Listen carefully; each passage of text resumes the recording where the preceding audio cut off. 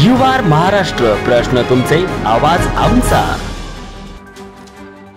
प्रार्थना फाउंडेशन व सेवादायी सेवा फाउंडेशनच्या माध्यमातून मोरवंची येथे तिसऱ्या कृतीशील तरुणाई शिबिराचे आयोजन करण्यात आले होते।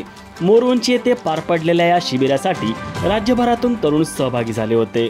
आजच्या तरुणाईला आर्थिक, सामाजिक, मानसिक, बौद्धिक दृष्टीने कृतीशील व सक्षम बनवण्यासाठी विविध क्षेत्रातील मान्यवरांचे या शिबिरात मार्गदर्शन लाभले। 6 दिवस सुरू असलेल्या शिबिराचे आज समारोप कार्यक्रम संपन्न झाला। या समारोप कार्यक्रम प्रसंगी युवा उद्योजक रोहन देशमुख, अमित जैन, सूर्यमान धोत्रे, PSI प्रमोद मेरड, अभिनंदन गायकवाड, मनीषा सरवळे, विष्णू भोसले, साहिल तुपे तर प्रार्थना फाउंडेशनचे अनु मोहिते, शुभम मिसाळ, पांडुरंग तुपसमुद्रे, इरफान मुलानी, गणेश डुरे आदी मान्यवर उपस्थित होते। आजच्या तरुण पिढीने देशाला सक्षम बनवण्यासाठी कृतीशील राहणे गरजेचे आहे। स्वतःमध्ये आत्मविश्वास व इच्छाशक्ती असली की सर्व काही शक्य होऊ शकते।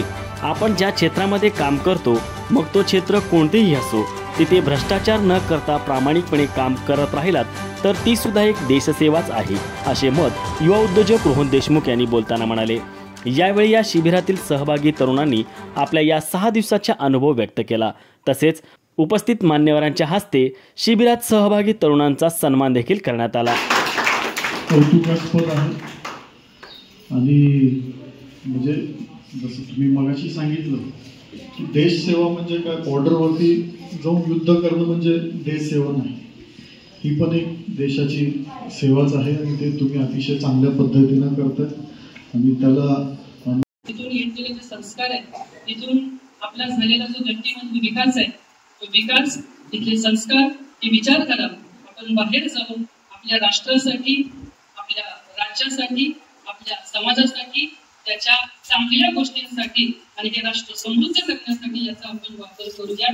पुन्हा एकदा तुमच्या सगळ्यांना अनेक अनेक शुभेच्छा देतो आणि आपल्या सगळ्यांकडून हेच समाजकार्य चांगल्या रीतीने घडावं ही श्री हरींच्या चरणी मी प्रार्थना करतो आणि सगळ्यांना अनेक अनेक धन्यवाद, शुभेच्छा आणि